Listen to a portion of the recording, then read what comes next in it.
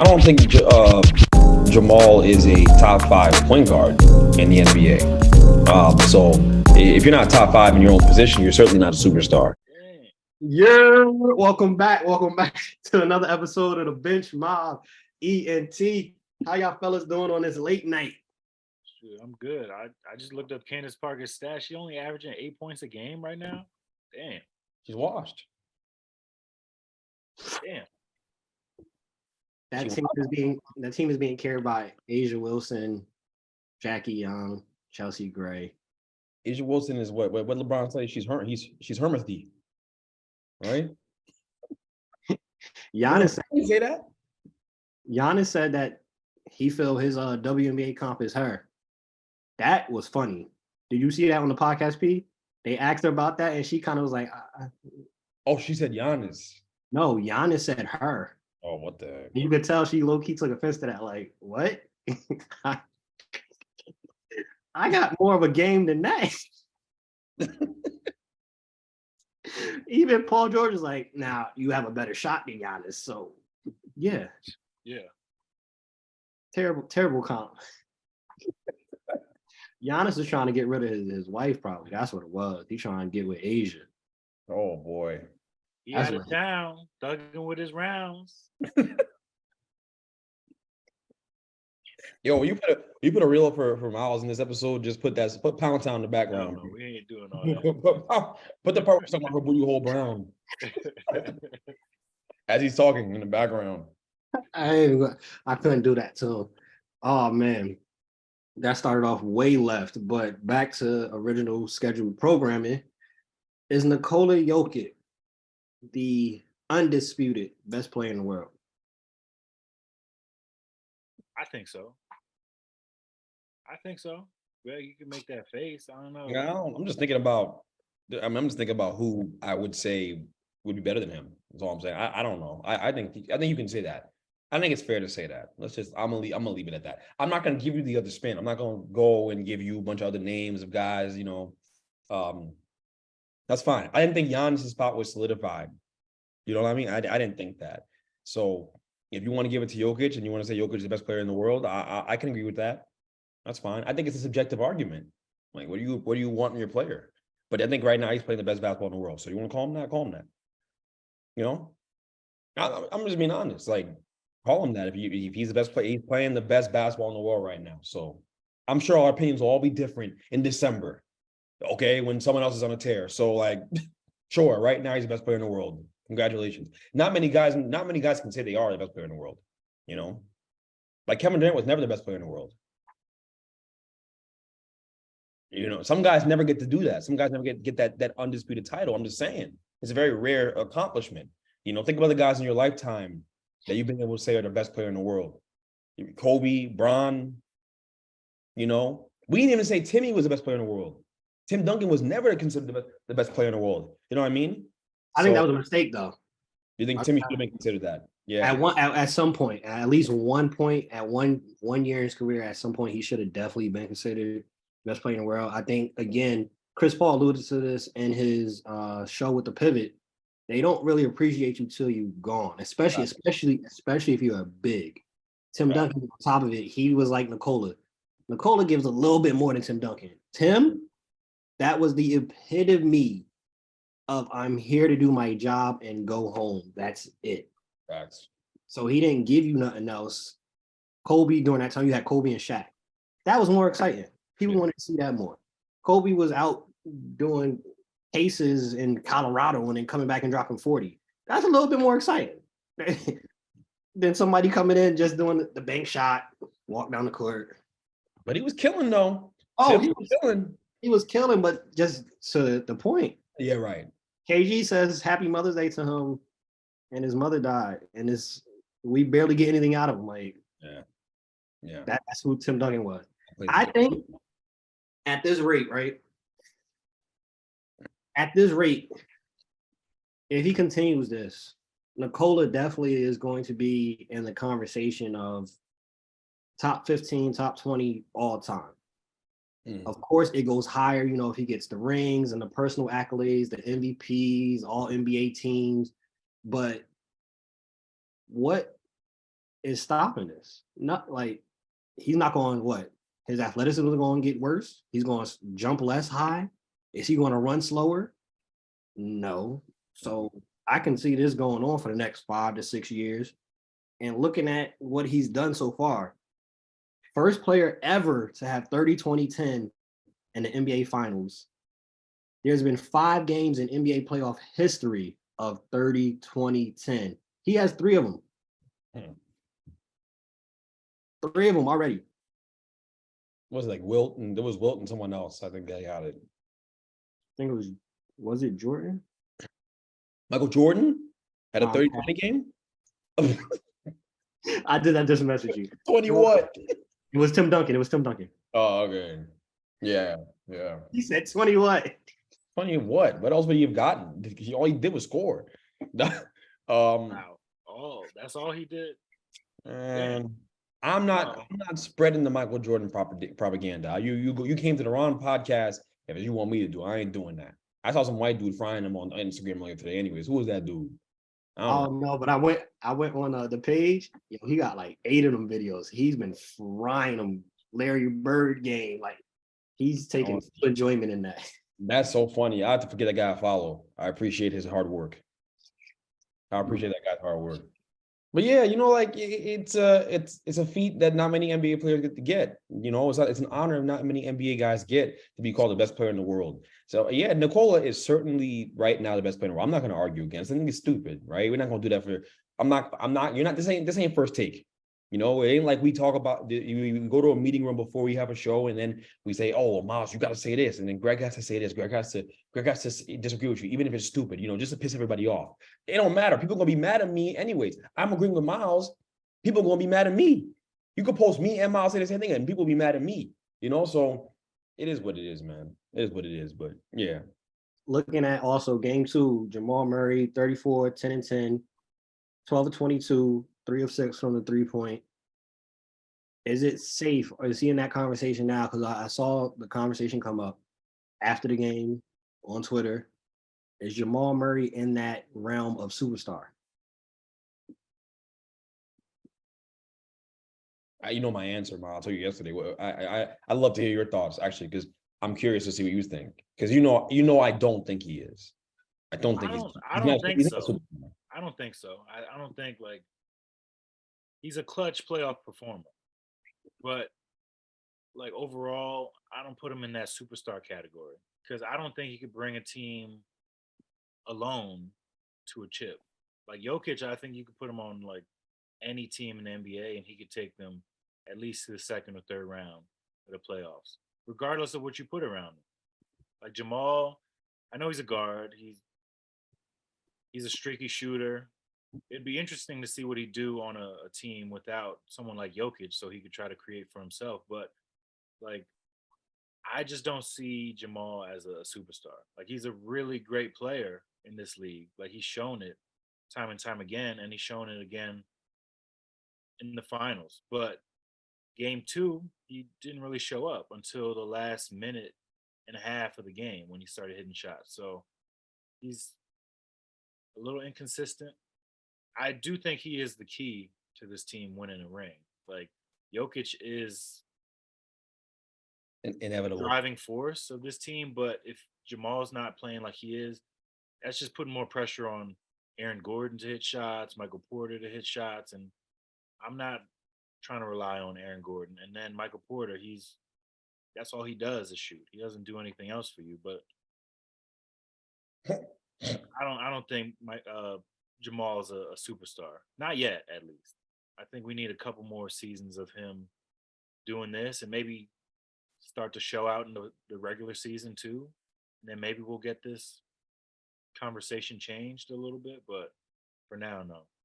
I don't think Jamal is a top 5 point guard in the NBA. So if you're not top 5 in your own position, you're certainly not a superstar.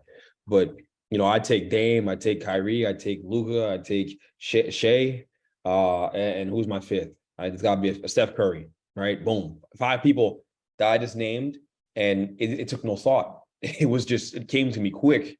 You know what I mean? I didn't have to second guess it. I don't know if you guys disagree with any of those names I just named of being better than him, but I certainly don't think he's even a top 5 player in this position. And that's not a knock on him. Basketball's in a great place. There's the guard plays. Guard play has never been better in basketball than it is right now. So for him to, even be top 10 in the NBA as a guard right now is a hell of an accomplishment. And, look, he's going to win a championship. He's about to win a championship, and that matters, right? Does that make him better than Dame? Okay, all right, with the hot takes, it's done. The series is over. The Miami can't compete with them, bro. Miami can't compete with them. I'm just being, they can't. I mean, we're about to pivot off of the topic, but I don't see any way Miami wins this series. Jimmy Butler is clearly not himself, not right. They need a 50-point Jimmy night and to steal one, and I just don't know if he has that in him. Caleb Martin, it was a nice story, the J. Cole lookalike going out there and playing great basketball, but it hasn't happened again, and it was bound to even out, right? He's a guy who is a good role player, but it's hard for him to be Alfred. Bam hasn't been great in this series. I mean, he's just been okay. I don't know what to make of Bam. I don't think Bam is a legitimate co-star. I just don't believe that.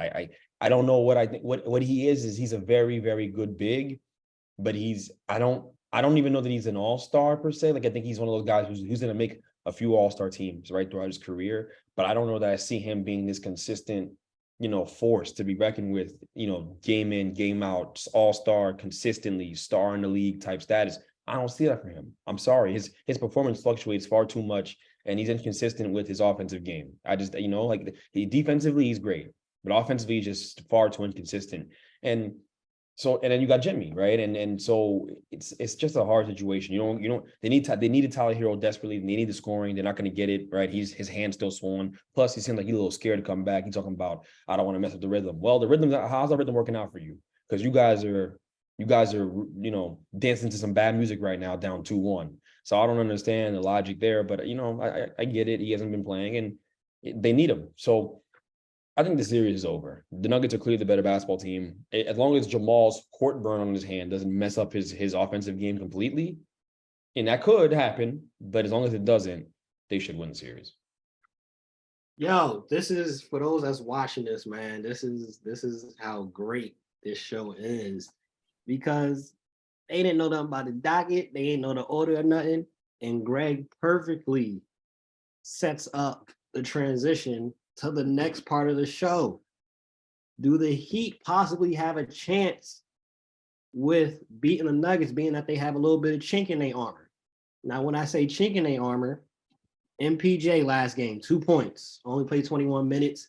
Michael Malone sat him down, unplayable. Michael Brown got most of the playing time that second half. MPJ, KCP, Bruce Brown combined 3 for 16.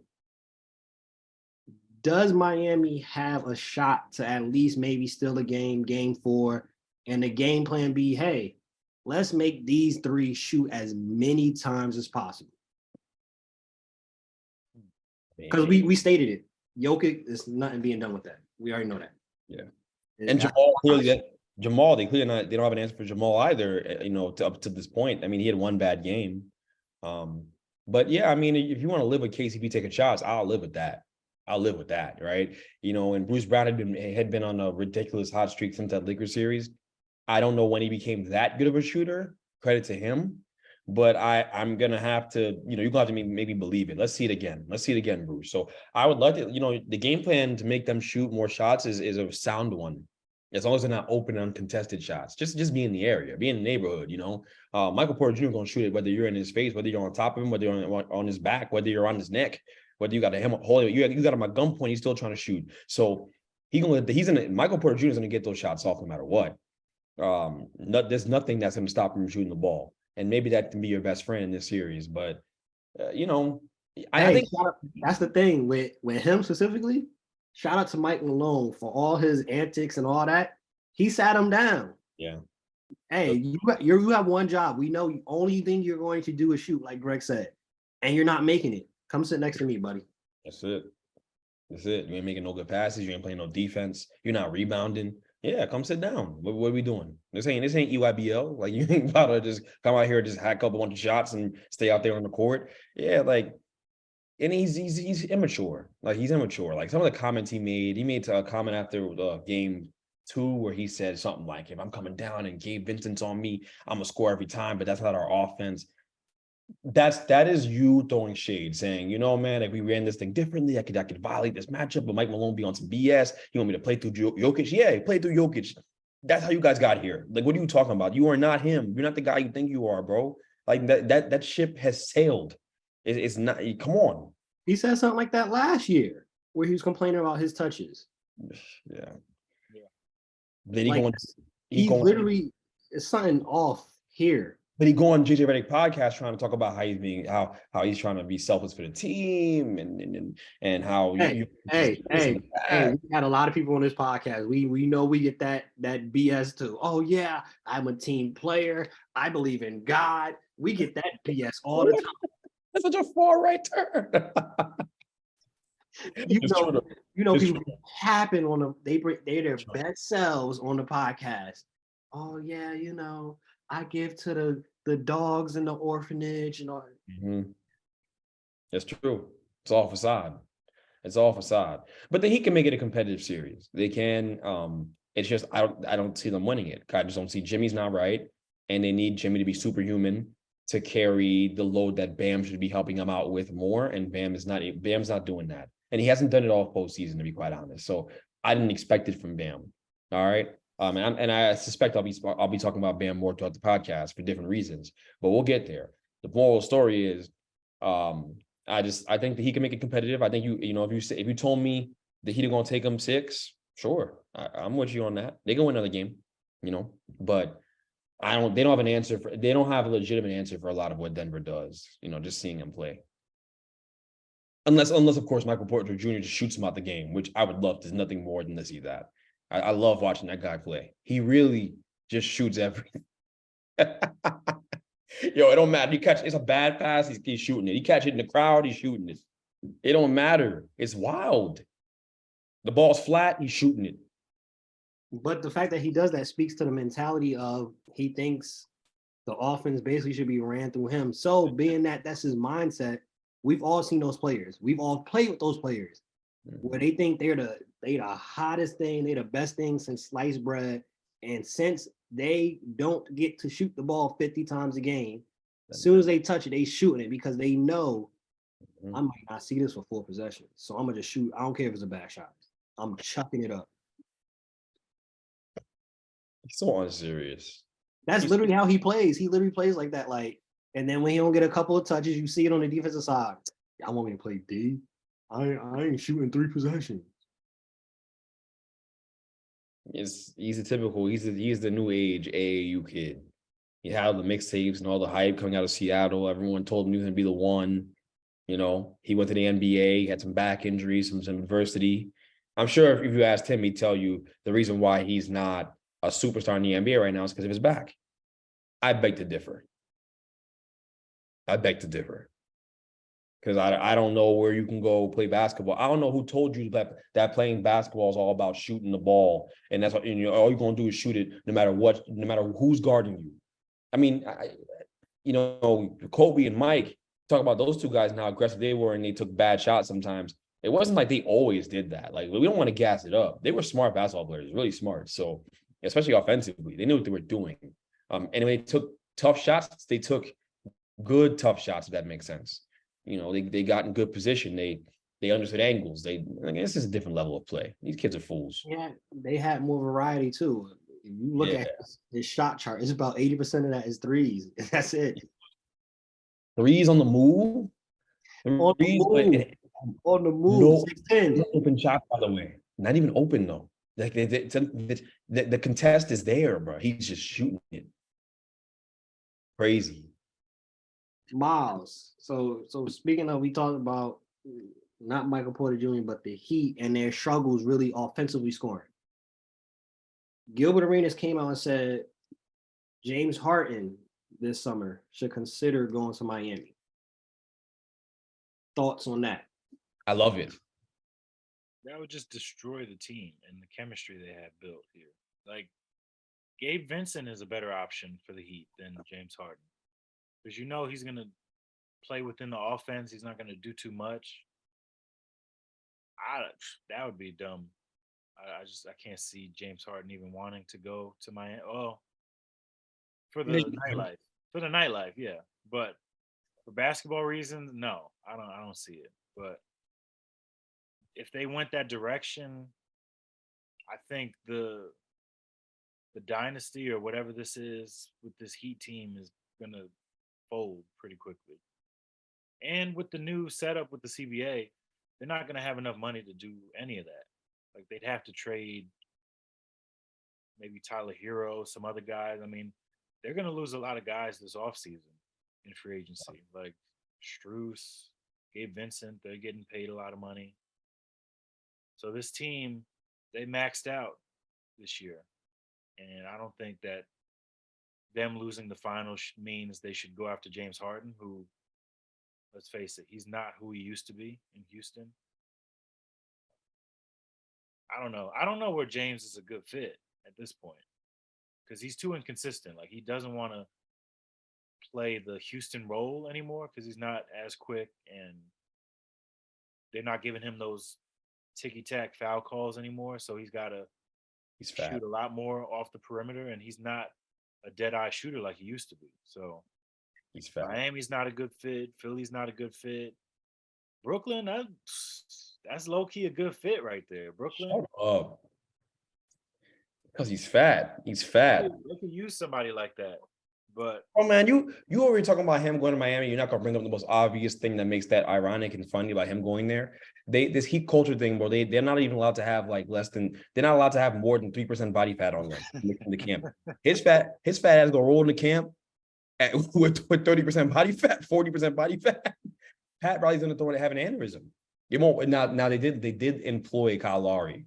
And so half of with the BBL coming into the training camp, all that, so I guess there's maybe there's precedent set that a guy like James Harden can survive in Miami. But I mean, look, when you look at Miami's situation, Miami is gonna have to look at low budget moves to fill out the rest of the roster, and do something like that, like a Fred VanVleet, James Harden. I think that those are more realistic options for the Heat. I know I don't want to spoil anything and get into the Dame Lillard conversation. We're gonna get. No, let's get into it. Let's get into it because I think I love that. Yeah, because y'all are of the opinion that he's a good fit in Miami. Of course he is. He's a good fit anywhere. And if Dame wanted to go to Miami, by the way, and he does want to go there. He said he wants to go there. He also said he wants to go to Brooklyn. But Dame wanted to go to Miami. Guess what? Dirty ass air they got in Brooklyn. Yeah, shut up. Jalen Brunson's being the same air. Yo, if Dame wants to go to Brooklyn, I understand, and I understand that. I mean, not Brooklyn, Miami. If Dame wants to go to Miami, I understand that because guess what? Guess where I want to be? Miami or here. I want to be in Miami too. So I understand the logic of just the lifestyle and living there beyond the basketball part. I know the basketball part. You're not selling me on Brooklyn right now. This is I'll get there. You ain't gotta worry. You don't gotta worry about me selling you on Brooklyn. I'm about to get there right now. Moral of the story is, look, man, in the quote, right, that he said, he mentioned Miami first, them being a destination for him. But he then shortly after, maybe a few seconds after, mentioned Brooklyn was a destination for him as well that he'd love to go to for all the same reasons he said about Miami. And I don't know Dame to be a diva. Dame's not a diva. So Dame's going to handle this in a way that most superstars don't handle it. Dame's going to give them two teams that he wants to go to, Brooklyn and Miami. He's going to say, look, I'm good with either place. All right. You guys make the best decision amongst whoever gives you the best package between those two teams. I'll go there happily, whichever place it is. That's where we're headed. And if we're headed there, then Brooklyn's going to blow their package out the water. That's just a fact. Brooklyn's going to blow their package out the water because Nick Claxton is a wild card in the whole thing for them. They've got expiring contracts. For a rebuilding team, expiring contracts is valuable. You got Joe Harris expiring, Patty Mills expiring, Spencer Dinwiddie expiring. You got you could throw DFS if you want to in there. Whatever you want to do, they have so much flexibility in players. So many more players they can throw in there than Miami can. Miami's losing two of the most valuable players in free agency this summer. And on top of that, they got 11 or 11 to 13 picks in the next 6 years that they can throw in this deal, including their own picks from future years after the Houston debacle is over, right? So the Nets have a bunch of assets. It's clearly the better move for a rebuilding team is to trade with them than it is with Miami. That's not me being biased. That's me telling you a fact. Miami don't got the same level of picks. They've been aggressive. They've been in win now mode for years. It is not the same. Plus, Miami's good all the time. So if they're trading, if you're trading your own picks, if you're Miami, those picks aren't going to convey into great picks later on. But those Sun picks and those Dallas picks that the Nets have, especially those Dallas picks, they got the Kyrie down there. They got the guys. So that thing's going to burn at some point. And those picks are going to be very valuable. The Knicks have a couple of Dallas picks, I think, too. Those picks are going to be very, very valuable for a team. The Nets clearly have a better package. And if they throw Nick Claxton in there, it is a done deal. I don't want to do that, but it is a done deal. I reiterate, please don't do that. But if they had to, they could. And it blows any deal Miami could do out of the water. And I just don't think that Dame's going to say, is Miami or bust. I don't believe that. I'm sorry. He didn't even sound like that in that clip. I didn't take that from that. So is this the right move for Brooklyn? So I already sold you. You already lost the argument. No, I'm not. I didn't lose anything. It was a question. Like I'm saying, is this the right move for Brooklyn to try to go after Dame? Because does that put them that much higher in the Eastern Conference standings? Okay. Well, to answer your question, look, you said Claxton's going to get traded, most likely. I didn't say that. I said it's a possibility. I said, please don't do that. They certainly could to sweeten the pot in case Miami got competitive, but Miami won't be competitive enough. They probably won't have to do that. But okay, go ahead. And by the way, Nick Claxton's deal is an expiring deal too. So it's even more appealing because they have his bird rights. They can just re-up his contract the way the Nets would this year. But go ahead, please. No, I was going to say, I don't think this puts the Nets like that much higher in the Eastern Conference. Dame is tough, but he's getting up there. He's not exactly like if you look at his career, he's won in the playoffs for sure. It's cool. It's a great story in Portland. You know, nobody wants to be there, yada, yada, yada. But like, I don't see it. Like he has to go to a team that's already kind of positioned like the Celtics or the Heat. Okay. Where he can Celtics. Huh? He don't want to go. He told. Yeah, I know he doesn't want to go to the Celtics, but he's just the fact that he's being picky at this point, where it's like, okay, he should be picky. He should be picky. Okay, fine. He should be picky. He's never been. He's some loyal to the soul. He never even been a free agent. He he can be picky about where he wants to go at this point in his career, and he said publicly that Bridges is his favorite small forward in the NBA. He said that. He said it. He's been dropping these crumbs for a long time. And the Bam friendship came out of nowhere. Okay, cool. He wants to go to Miami. I don't blame the guy. But if you think that guy's in a corner of the Blazers and just sending him to that team over anywhere else, I'm sorry. I don't see it from him based on everything he's shown us throughout his career, who he is as a person. I don't see it. But okay, answering your next question about is it the right move for Brooklyn? The answer to that question is yes. The reason why it's the right move for Brooklyn is because Brooklyn cannot be bad. They just can't. They're not allowed to. But Houston has all their picks. Being bad doesn't benefit us in any real way. And middling out and being a middling team while you can't be bad is working backwards. It's what the Pacers did for a bunch of years throughout our lives with those Paul George teams that they thought were going to do something and they're going to do nothing the entire time. But then why wouldn't you save those picks for later on for somebody when you're more positioned to compete? Like I feel like they compete right now because they play hard. That's their main. That won't change if they get Dame. That won't change the DNA of the team. That's the beautiful part about Dame. He's a culture setter. He's a culture. He's going to come in and it's going to be the same kind of energy. He's not. I mean, it won't be him playing great. So they're going to go from what 6 to 5.5. They go from 6. They go from 6 to that roster can go 6 to 3. If you keep Nick Claxton, you go 6. You can go 3 seed easy. By the way, here's the thing about Miles that's blowing my. You see, Miles, you're a fraud. I'm a fraud. How? You're a fraud because. The Knicks, with the parity in the NBA right now, the Knicks legitimately could have been in the finals right now. I think we're just being real. The Knicks could have gone to the finals this year with Julius Randle on your team. You tell me that? Yeah, that's because if you look at it, those contracts are steals. That's why they're not going to trade Randle. It's not even just the point. It's not even about the financials. It's about the construction of your team. You have Julius Randle on your team, which is your second best player. You're telling me a team with Dame and Mikal Bridges, the second best player on the team, with Cam Johnson, with Nick Claxton on a team like that, they can't go to the finals in a league full of parity this year? Of course, Claxton won't be there. You're gonna have Steve Nash off the bench, but whatever. I don't know who else you're gonna have on that team. It's like you're acting like 3 guys are gonna get max contracts. Cam Johnson's not getting a max deal, and we both know that. He's getting a lot of money though. He's getting at least 20 plus. He's gonna get 120, probably 120. That's what he's gonna say. I'm just telling you, he's gonna be a 120 because Is that 4 years or 5 years then? 4. He'll get like 120. He'll probably get 120, 110. That's what's gonna happen. The Nets are gonna match it. He'll be at 110, 120, and they'll bring in Dame, who's gonna be getting paid a truckload. But bringing in Dame is also good for the long play because guys want to play with him. The Nets have flexibility with the contracts they still have on their books with the guys like Cam Johnson. That's a great tradable piece. They can go get a third guy, even in this new CBA, and form another super team and try to live that life if they want to. It gives them no more super teams though. That's the thing. No, there's no more. You can do it. It's just restrictive. You can still build a super team, okay? But you won't. It is hard. The avenues of how you get better when you have a super team is much hard. It's much harder to do that. So they've just made it harder for super teams to exist and be good for a long time, but they can exist. All right, the Suns are still trying to do that. You didn't see that? They can exist for like a couple years. That's fine. That's all they should exist for, anyways. They shouldn't exist for that long. Their shelf lives have never been that great, anyways. So if if you don't win in that window, then it's a waste. All those picks that you had, it's a waste. But you go down swinging. I don't want to look at the call third strike with the bat on my shoulders. It's the same thing. It's the same analogy. You go down. The Nets tried. The Nets fans can respect the fact that the Nets tried with Kyrie, even though it was stupid, because Kyrie is stupid. With Kyrie and Kevin Durant and those guys, you tried. Okay? And James, it didn't work. Fine.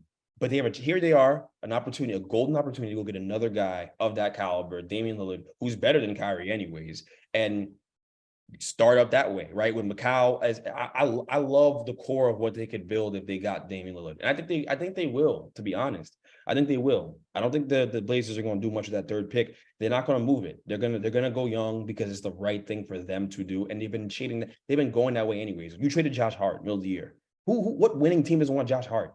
He's the perfect player to have on a winning team. They traded Gary Payton. He helped the playoff team this year. He helped the Warriors big time.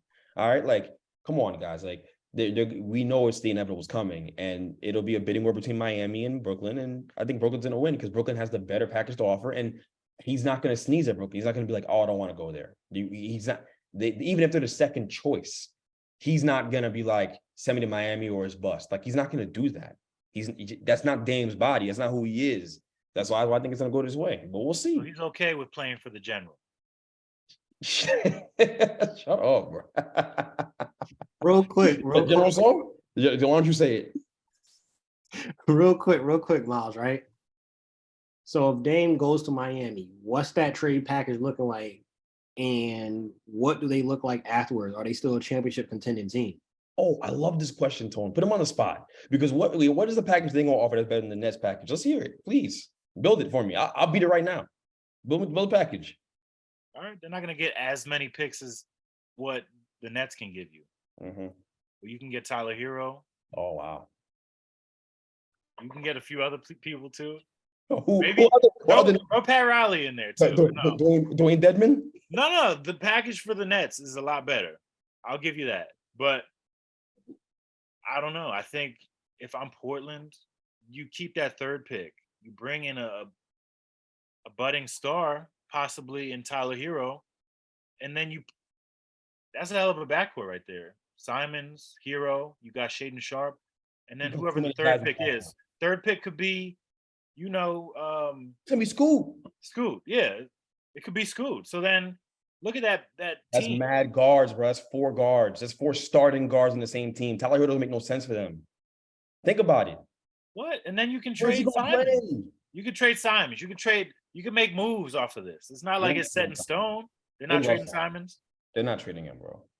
I think they'd rather have Simons than have Tyler Hero, keeping it stacked. All right, then you flip him. You take him for a year and then you flip him. Bruh, I'm giving you expirings. I'll give you Cam Thomas too. I'm giving you expirings. Cam Thomas is cheaper and team control. Are you serious, bro? Yo, Cam Thomas, ni hao.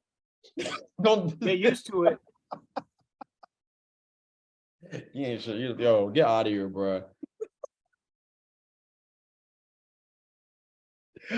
Yo, you admitted the Nets package is better. That's all I needed to hear. It is. And we'll see what happens. You know Oh my gosh, this Joker Miles is top 5. He's stupid. But yo, if he picks the Heat, you don't think they'll figure it out? No. If he straight up, no. If he straight up said, "I want to go to Miami," and it's Miami or bust, I'm going to Miami. He's going to end up in Miami. That's the way it goes. We all know that. Superstars choose where they go in these situations. I just don't think he's going to do that. I think him and Mikal Bridges are very close, and I think he's going to give the Nets as much of a chance as the Heat to get his services. And I think he's going to say, "Hey, I want to go to these two places." He told you guys. He told us all. We know he's going to say, "I want to go to one of these two places. I'll be happy at either location. Because I feel like I can get this." He feels like he can get the same thing accomplished in Brooklyn that he can in Miami. Call him crazy, but that's what he said. He said they're both rosters. He said they're both rosters that are capable of winning. He said that himself. I ain't say that. He said that. Those are his words. Okay. So if he feels that way, then okay, like you get to pick the best of the two offers, whichever ones. And we all know, including Antonio, that the Brooklyn Nets have an offer that will blow their offer out of the water. Miami cannot compete with an offer from us. They can't. They've already said that they're going to do a solid for him. If he asks out of Portland, which we'll see, it's like 60-40 right now because Dame is so loyal. He'd stay with Whole Foods over Acme. So I don't know. But I don't know. Like Dame, this is so puzzling with this whole situation. My thing on it too, right? Respectfully to both teams, whatever team, if it's Brooklyn or Miami, with those rosters, 2-3 year window, not winning a championship either of them. If he really wants to win, to Miles's point, even the Greg mentioned this, but he won't go there. You go to Boston. If he wants to win a championship, I think at this point he kind of just want to be out. He don't really want to own up and say it. So being that Portland, like Greg said, hey, Dame, we love your loyalty, man, but we got to do what's best for us, and we want to go young. So now his hand is kind of getting forced. So if I got to leave, all right, I'm going to go to Miami or Brooklyn. But Miami, respectfully, Dame, Jimmy, and Bam doesn't get it done. It's not a guarantee. It's not a guarantee. The Nets is a building roster, and yes, Dame going to Brooklyn is all contingent if they could get another person over there. Which they can. That's the whole thing. That's the thing. We all know they can. They can, even if you don't want to tell you, even if you don't want to admit it, like Miles, he's denial. He's so perplexed over there, scratching his head, because he's like, why does Dame want to go to Brooklyn? I don't understand. What's in Brooklyn? He wanted Brooklyn to be dead so bad. That's what you're seeing right now. We thought we were dead. No, like we were right here. And when we get him, then we're gonna run New York again. We back up. It'll be back up. Put the word back out. All right, yo, I can't wait till it doesn't happen. Like he goes somewhere else, and it's like, yo. We tried, man. We tried. It's like, yo, I don't want to hear that. You're so confident that he's coming to Brooklyn and all this nasty air that we got in the city, the dirtiest city in the world. Yo, he wants to come here. The Knicks share the same. So I love this because if you want to go to the Knicks, then New York would something to be a utopia, right? And then we get the best air in the world, right? Yeah, okay. That would be a bad decision for him to come to the Knicks. Of course it would. Like I don't want him to come to the Knicks. Of course. We got Brunson already. Why would we trade for another point guard? Listen, you're not gonna get no argument from me about that. I'm just saying the Nets make perfect sense. He's been laying down the tea leaves for a long time about coming to the Nets. Him and McCallum are like that, or like this. The treacherous little twins, those two. Yes, so, and don't use him sitting courtside as an excuse because them $30 tickets, anybody could sit. Shut up. Shut up, bro. All right, you buy me courtside tickets then $30. You buy me courtside tickets to the Brooklyn game then. All right, I think the Liberty are more expensive than the Nets. Nigga, I heard that the Liberty charges people tweets to get in. Like if you tweet about the Liberty in a positive manner, you'll get into the game. That's how that go. Hey, whole time I'll tell you this too. When he go to Brooklyn, when Dame gets to Brooklyn this for this next season. I'm going to Brooklyn. I'm going to a couple of Nets games. I'll tell you that right now. I'll be there front and center. There's a reason to go back. And I want to go back to support my guy McCall anyways. Even if you don't go there, McCall's there. I'm rocking with McCall. But McCall and Dame, I'm here for it. I'm here for it all the way. And it makes sense for the Nets to do it. They don't gain anything by sitting on their hands and not being aggressive. You got to be aggressive in this situation. Your picks are in Houston. Another name that, hey, the finals is going on, but we can already see this offseason is going to be dummy busy. It's going to be jam-packed with a lot of stories. Chris Paul got waived on his day off. He got fired. Where does Chris Paul end up next? And it's rumored, before y'all even give me that, I just want to put this out there. I read this today from Chris Haynes and a couple different people. Chris Paul exiting is Phoenix hoping to get James Harden to Phoenix or someone of that caliber. They didn't cut Chris Paul not wanting something to replace that of that status. There's a lot of guys of James Harden's caliber these days, so it's not a very specific statement. There's a lot of guys. You're just saying you can get a lot of guys that play at James Harden level right now. That's all I'm saying on that. But I think Chris Paul's best fit is Boston. Oh, we're talking about Chris Paul's fit. That's okay. So, yeah, I do. Yeah, Boston would make a lot of sense because they haven't had a point guard. That's part of their problem. They need one badly. So that's a great point. Does he want to go to racist Boston? Probably not. Maybe Brooklyn if Dame doesn't come. Shut up. I mean, honestly though, it's not the craziest idea in the world. No. It's really not. If Dame didn't go, CP there on a friendly deal, I'm not mad at that. I would welcome it. But I have my eyes set on bigger fish, right? So that's where we're at right now.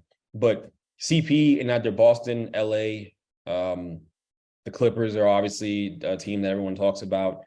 You know, adding centers, adding point guards, I should say. They added John Wall. We saw how that worked out for him. Now you talking about some Nihao.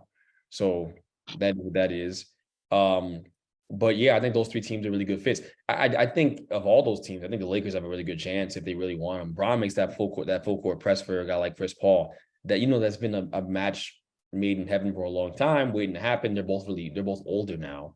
So if you could find a way to maybe keep D'Lo and get him, it'd be appealing because D'Lo could eat up, the regular season minutes and all the time that CP will miss. And in the playoffs, you go to CP, a proven performer in clutch moments and big moments. Hey, they gotta figure something out with the Lakers. I like that. I keep seeing reports the Lakers want to sign everybody back. I don't know where this money is coming from. Reports are the Lakers want to sign Schroeder back. Reports are inside the upper management, they still want to keep D'Lo. They also want to bring back Reeves. They also want to bring back Rui. Hey, they're interested in Chris Paul. Where's this money coming from? Can't have it all, so they'll have to make some tough decisions. And I think the biggest question for them is whether or not you extend AD. That kind of guides a lot of what you're going to do as a franchise moving forward. So that's a big decision they have to make. The answer people will say is no. I actually kind of agree with it because you want to motivate him to play his best basketball. So and cut some weight, and stay in tip-top shape. Now that he had a good postseason run, but for him, what we expect of him, it wasn't good enough. So yeah, maybe we expect too much of the AD, and that's a whole different conversation. That bubble, string he had of performances, it may have just been a one-off. But I've also seen AD be the best player in the world for like a 2 to 3 week period in New Orleans. I saw that. I saw him outplay Kevin Durant at the height of Kevin Durant's power. So the flashes, he comes in flashes, right? It's tough to rationalize that when someone's that talented, but they don't consistently put that out there every single time they step on the court. So yeah, but I do think the Lakers have a lot of tough decisions to make. I do think Chris Paul would be a good fit for them, but they also have to prioritize keeping Austin Reeves. Number one priority for that franchise. And then number two, what are you doing about AD's, extension? Figure that out if you want to do it or not. And then number three, start to think about how you're going to round out the rest of the roster for LeBron, because LeBron putting pressure on you, talking about he might go to Dallas. He's faking it, but he wants you guys to squirm and put a good roster around him that he doesn't have to work that hard on anymore. Hey, months ago, but Bron, just chill out, bro. Don't nobody believe that. Bronny just said he committed to USC, and you're a family man. You want to see some of those games, especially since Bronny don't want to play with you no more. Like, you're not going to Dallas. Like, come on, that ain't believable at all, bro. But Kyrie, Exactly. And you're not even a Cowboys fan anymore, you said, because you ain't rocking with Jerry Jones. So what are you going to Dallas for? To stand in the quarter for Luca? That's for real. Hey, him going to Miami might not be a bad move either. Like him, Who? Jimmy, Chris Paul. Oh, yeah. What Yeah. do you think I was talking about? AD? They say about LeBron. I'm like, LeBron. No, that's over. That ship has sailed. Yeah. No, but Chris Paul going to Miami, you're losing Gabe Vincent, who he's balled out, but it's also a contract year, so they're not going to gamble and pay him all that money just because he played well in this system. I think Chris Paul can come in and he can run the show. He's not, hefty like Kyle Lowry, but he's a seasoned veteran who you got him and then you got Lowry off the bench still. Those guys know how to play ball. So if you can get those guys to stay in shape and stay healthy, you got some point guards there that can right this ship. Like this team is overachieved.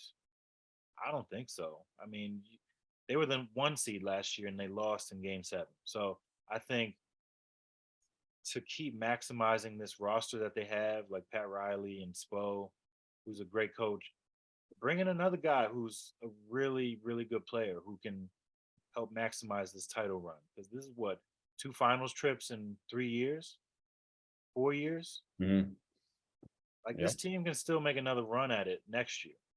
It all depends on which way they go. Because if they bring in Chris Paul as a free agent, you don't have to trade Tyler Hero. You can keep him. You got that in your back pocket if you're talking with Dame about coming to Miami and whatnot. So I like the way you're thinking. You're preparing them for their reality when they don't get Dame. I love that's an idea. Again, it's a very sound idea too. It's a great one.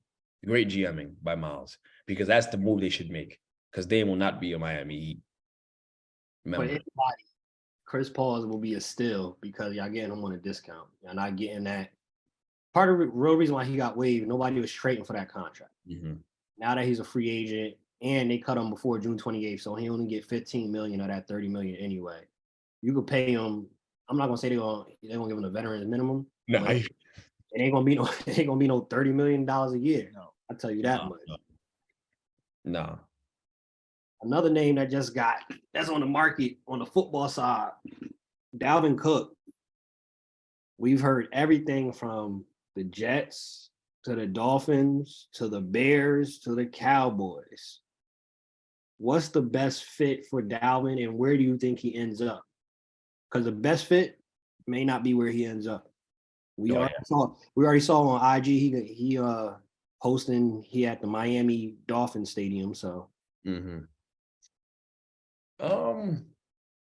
know what Miles gonna say. I'll just say I have an odd feeling he ends up with the Cowboys. I think with Pollard they want to pair him up with someone else, and I think they think they can get him on a decent deal. And Zeke, bringing him back is probably not very appealing to them because his performance has been declining, and it's the kind of splashy move the Cowboys try to make aggressively. So I just can see that for him. But who's RB1 then if they get him? Oh, Cook for sure. Yeah, I think Pollard, he'll just slide back into that same role, which he won't. Ooh, that boy gonna be upset. It'll be hot, but he should be hot already. He's on a franchise tag. He's not to play on the franchise tag, so he's already upset. That's welcome to being running back. That's your life. You're upset about everything. You run into people at full speed all your whole life, and you don't get paid for it. That's what it is. So, I think the Cowboys are a team that are. I wouldn't call them a dark horse. I think they're very much in this race for him, and I can see them doing it because they just do stuff like that. That's just what they do. I know them so well because I know their stupidity so well, and that's what they would do. I don't think. And by the way, I don't think this move is stupid if they did that. By the way, I will say that. Yeah, I think it's the Jets, either the Jets or Miami. Those are the 2 front runners right now. Mm-hmm. And I just think with the Jets, you get a 1-year deal. You're playing primetime football more often than most teams in the NFL. You get Aaron Rodgers. Oh, You got a talented offense. You got Brees Hall. You got Garrett Wilson. And Brees Hall, he's not going to be 100% at the start of the year. So it's going to be a 2-headed monster anyway. And you get to show you can still ball out without really beating yourself up for a team, which, I mean, in Minnesota, he was getting what, 280, 300 carries a year. Here he might get what, like 200, 230. 400 is a lot. 200 is a lot, but But Brees Hall on your team, that's a lot. yeah. Brees Hall was like, what, a second round pick? That's a lot of carries. Hey, the other thing too, like it might be somewhere I think more like maybe 150, 180 because you could put Dalvin Cook at a little bit of wide receiver. So he Mhm. might not have to get as many, you feel me, like carries. Y'all got Brees Hall. That to me, that's y'all workhorse. That's the guy. Brees Hall. And then you got Dalvin Cook. Put him in the slot a couple times. He ain't gotta carry 20, 30 times a game. And like you said, the offense, y'all got a pretty deep offense. If he goes to either of those teams, that's the best division in football, low key. Like in competition with what's that? The Chiefs. What's that? AFC. West. West. Yeah. AFC East. They gonna have that's gonna be loaded. If Dalvin Cook comes to the AFC East, Jets, Dolphins, and the Bills, Patriots, they like 2-3 years away. But those three, It'd be that's something. scary. It'd be something.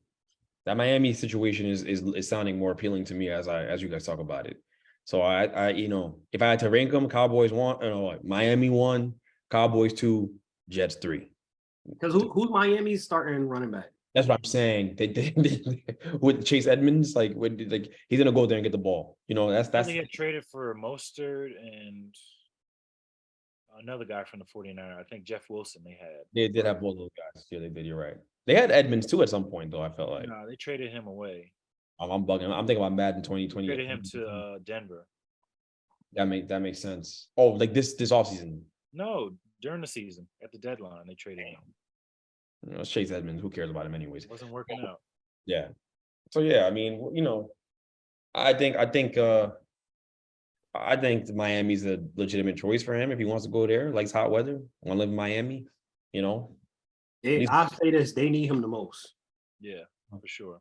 Yeah. They need him the most, and if he wants to run the ball 400 times and possibly get injured, go to Miami. But if you want to, But sidebar: Tua or Daniel Jones? We gotta have this combo. Oh my God, bro. yeah, we gonna end off the show with classic start bench cut. College quarterbacks based off of their career.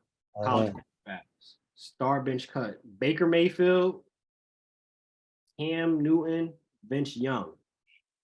Based off their college careers. Cam starts, Vince bench. Baker doesn't make the cut. Is that racially motivated? Yes.